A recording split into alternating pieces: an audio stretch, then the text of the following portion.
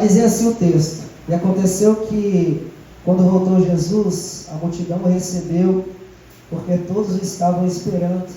Eis que chegou um varão, de nome Jairo, que era príncipe da sinagoga, e prostrando os seus pés de Jesus, rogava-lhe que entrasse em sua casa, porque tinha uma única filha, quase de 12 anos, que estava à beira da morte. E indo ele, apertava-o a multidão. Amém? O texto que nós acabamos de ler é um texto bastante conhecido, bastante ministrado, né? Todos nós já ouvimos falar acerca de Jairo, acerca da mulher do fluxo de sangue, que também aparece nesse contexto. Jesus, por onde ele passava, ele atraiu uma grande multidão, de tal forma que havia um alvoroço em qualquer lugar onde ele passava.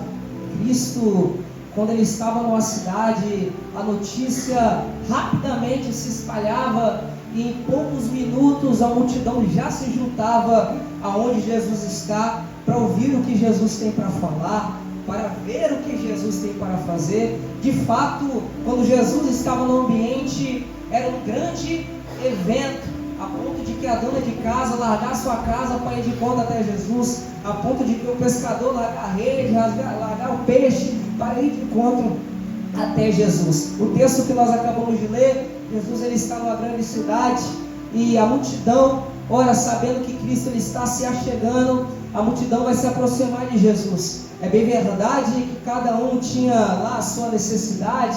Alguns se aproximavam de Jesus querendo uma cura, outros chegavam até Jesus querendo a libertação, outros chegavam até Jesus querendo milagre, outros também chegavam até Jesus querendo apenas ouvir o que Cristo quer falar, porque o que saía da boca de Cristo eram palavras de vida. Não é à toa que alguns fariseus, alguns doutores da lei vão questionar e vão dizer: quem é este homem que fala tal palavra? Nunca tal vimos em todo lugar como este homem fala. Porque a forma que Cristo falava era uma forma diferente. Quando Cristo ele falava, algo diferente acontecia para aquelas pessoas a qual estava ouvindo. E novamente está tendo um grande evento.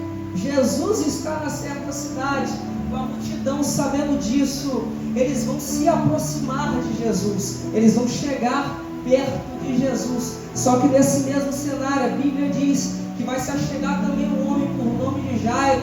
Jairo, ele era príncipe da sinagoga, ele era o regente da sinagoga daquela cidade. É verdade que ele era um homem muito importante, ele é um homem também muito conhecido. As pessoas daquela cidade sabiam quem era aquele homem. Ele vai se achegar até Jesus com a necessidade, com a causa que vai entregar na mão de Cristo. E que causa é essa, Gabriel? A tua filha, ela está à beira da morte na sua casa. E Jairo, desesperado com essa situação, Jairo ele não sabe mais o que fazer. Jairo, ele agora vai buscar o recurso que é o próprio Cristo para tentar resolver essa situação. Eu já havia falado que Jairo era um homem importante, Jairo era um homem também muito bem remunerado. Jairo, ele poderia buscar vários recursos, terrenos para tratar da sua filha. Quem sabe Jairo, ele poderia buscar algum tipo de medicamento da época para tentar curar a sua filha. Quem sabe Jairo poderia buscar os melhores médicos daquela época para curar a sua filha. Só que Jairo, num ato de desespero, ele percebeu que os médicos daquela época não conseguiriam resolver o problema da morte da sua filha. Ele sabia que naquela época os medicamentos não poderiam resolver o problema que a tua filha estava passando, que estava à beira da morte. Então Jairo, ele vai desesperado até Cristo, porque ele sabia que em Cristo ele encontraria um recurso para resolver a sua situação. É bem verdade que a terra a qual nós vivemos, o mundo a qual nós vivemos, nos oferece bastante recurso. É bem verdade que quando nós estamos passando mal, algum tipo de adoecimento, nós procuramos um médico, nós procuramos medicamentos, e a maioria das vezes esses medicamentos, pelo avanço da medicina, consegue resolver a nossa situação, mas é bem verdade que há determinados momentos, há determinada situação que o medicamento dessa terra não resolve, o médico dessa terra não resolve. Há momentos, evangelista Josimar, em que os recursos terrenos não conseguem resolver a nossa situação, e a pergunta é: e agora o que nós vamos fazer? Há momentos também que o próprio médico, quando não consegue resolver, ele abre parênteses e diz: olha só até aqui nós conseguimos chegar. Se você tem fé, busca o seu Deus, que só Ele consegue resolver o teu problema, porque o homem consegue chegar até determinado ponto. Desse ponto para frente, somente Deus, o Todo-Poderoso, consegue fazer. Talvez eu estou pregando para a gente aqui que os recursos da terra podem até se esgotar. Talvez eu estou pregando para a gente aqui que os recursos terrenos talvez não está resolvendo o teu problema, a tua situação. Mas eu vim te apresentar o Todo-Poderoso, aquele que tem toda a autoridade no céu, na terra e debaixo da terra. Para esse Deus não há impossibilidade. Para esse Deus não há barreira, para esse Deus não há limite, para esse Deus não há empecilho. Quando Ele resolve operar, a impossibilidade dá lugar à possibilidade. Quando Ele resolve operar, Ele surpreende o ser humano na face dessa terra. Quando Ele resolve operar, quando Ele resolve estender as tuas poderosas mãos, Ele nos mostra que Ele tem a capacidade de fazer aquilo que você não consegue fazer, aquilo que o médico não consegue fazer, aquilo que a medicina não consegue fazer, aquilo que os recursos da terra não conseguem fazer. Eu vim pregar essa noite para quem está me ouvindo ao Deus Todo-Poderoso. E se você vem servir esse Deus, se você vem adorar esse santo Deus, se prepare para o sobrenatural acontecer. Aleluia! Eu gostei do glória da igreja. Eu gostei do glória da igreja. Eu vou entregar de novo. Se você vem adorar o Todo-Poderoso, se prepara para o sobrenatural acontecer nessa casa, porque aonde Ele está, Ele surpreende. Aonde Ele está, Ele rompe barreiras.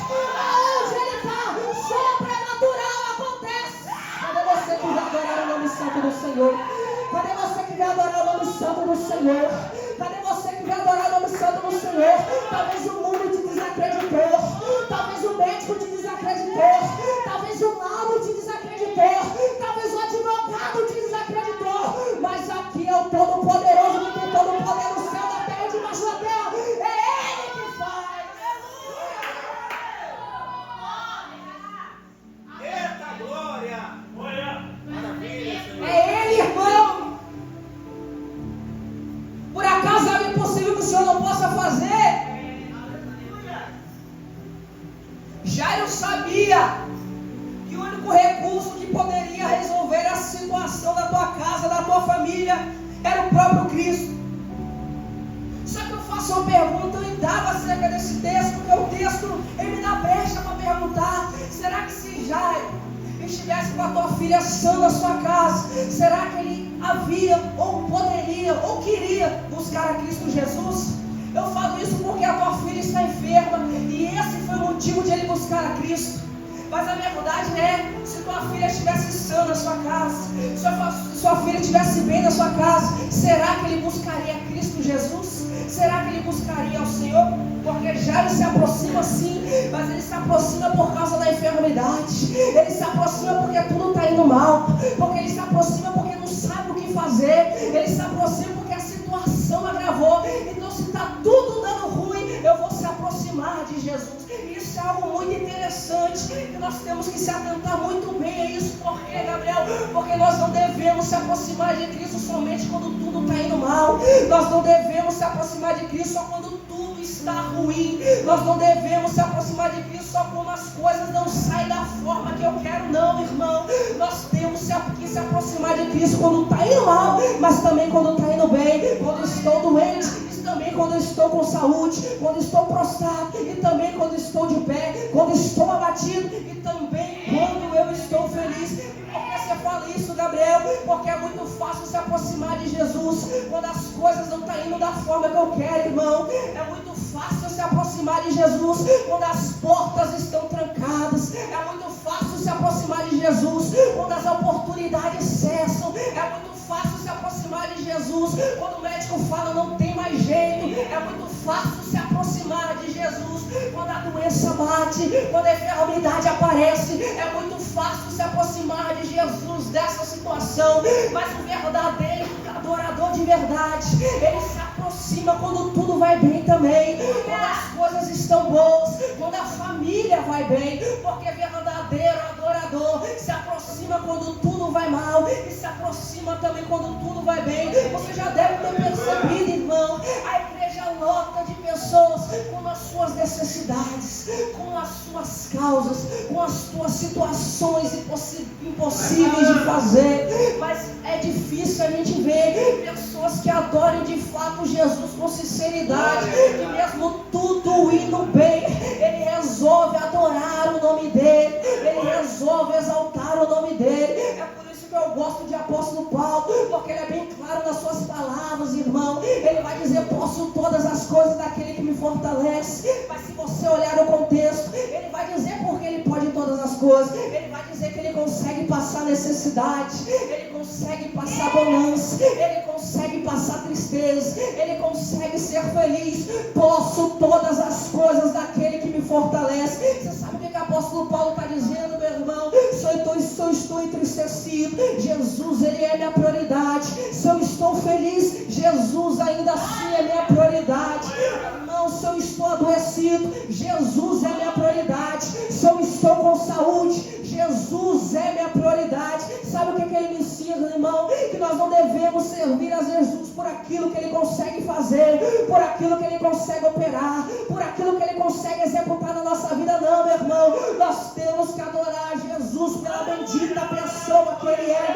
E quando nós adoramos a Jesus pela bendita pessoa que ele é, estou com saúde, dou glória a Deus. Estou enfermo, dou glória a Deus. Estou de pé, dou glória a Deus. Estou prostrado, dou glória a Deus. Estou triste, dou glória a Deus. Estou feliz, dou glória a Deus. Porque nós não devemos servir a Jesus por aquilo que ele dá. Nós devemos servir a Jesus por aquilo que ele é.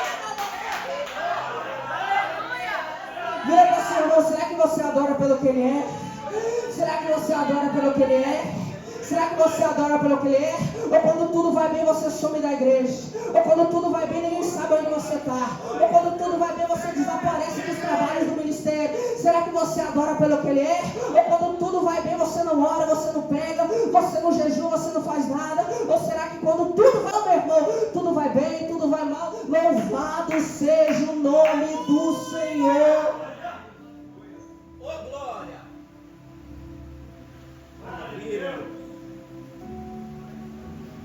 Jairo vai desesperado até Jesus. Ele se aproxima, rompe aquela multidão e vai dizer à sua casa: Jesus, a minha filha está enferma na minha casa. Vai lá, Senhor. Vai lá, Jesus. Sabe o que é interessante, irmão? Pelo fato do cargo que Jairo ocupava naquela cidade. Era um cargo muito importante religiosamente falando. Jairo era o regente dos cultos que aconteciam naquela sinagoga. Ele que decidia quem ia pregar, quem ia louvar, quem ia ministrar a palavra, a Torá. Era ele. Ele era muito importante. E se você analisar a Escritura, aqueles que frequentavam a sinagoga em determinado momento estavam sendo proibidos de adorar a Jesus, porque dentro da sinagoga, pelos ditos doutores da lei, Jesus ele não era aceito. Então a regra é: se alguém adorar Jesus, vai ser expulso da sinagoga. Se alguém adorar Jesus, vai ser expulso deste lugar. Então presta atenção, Jairo era o regente daquela sinagoga. Jairo se aproximando de Jesus, ele está correndo um grande risco de ser excluído da sinagoga, de perder, quem sabe, o ofício que ele carregava, de perder, quem sabe, o seu cargo. Olha o risco que Jairo ele está correndo só pelo fato de se aproximar de Jesus. Em outras palavras, vou resumir: se Jairo se aproxima, Jairo perde. Se Jairo se aproxima, o que ele tem ele não vai ter mais. Se Jairo se aproxima de Cristo, ele está correndo um grande risco de tudo que ele conquistou ir para a água abaixo. Isso é muito sério, irmão. Porque todas as vezes quando nós vamos de encontro até Cristo, nós nos deparamos com isso. Por que, Gabriel? Perder para ganhá-lo. Maravilha. Evangelho é isso. É desse jeito. É verdade, irmã? Evangelho é isso, irmão.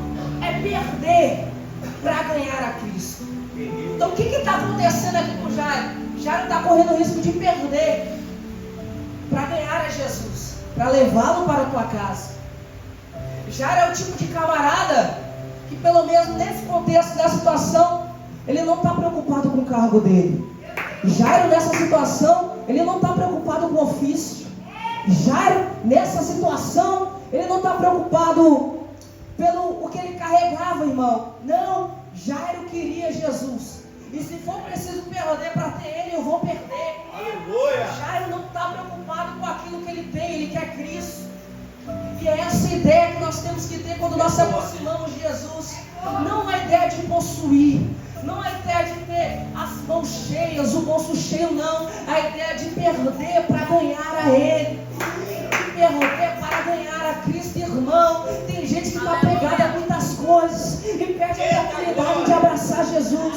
Tem gente que está pegado com muitas coisas, irmão, e perde a oportunidade de abraçar a Cristo. Tem gente que está pegado com bens materiais. Tem gente que está pegado com as coisas que possui, e essas coisas que possui impede ele de se aproximar de Jesus. E Jesus está dizendo, irmão, se for para perder, perde. Se for para largar, larga, irmão. Se for para não possuir, não possui. Mas abraça Jesus, pelo amor de Deus. Tem gente que fala assim, eu vou largar isso, eu vou largar aquilo, eu vou largar aquilo, mas nunca larga, irmão, e nunca abraça Jesus que está de braços abertos para receber. Tem gente que fala, vou largar isso aqui, mas isso aqui eu não posso largar. Isso aqui vai ficar no meu bolso. E isso que está no bolso está impedindo de se aproximar de Jesus. E Jesus está dizendo, irmão, evangelho não é possuir, evangelho é largar para ter Ele. Evangelho não é ter o bolso cheio, evangelho é o desvaziar de mim mesmo para ser cheio de Jesus. Não tem medo de perder, não tenha medo de largar. Se for para perder, perde, irmão. Se for para largar, larga, irmão. Mas abraça Jesus, pelo amor de Deus. Ele está de braços abertos. Ele está de braços abertos. Prova. Jesus vai na minha casa. Jesus de prontidão vai de encontro até a casa de Jairo. Nem questionou. Se aproxima.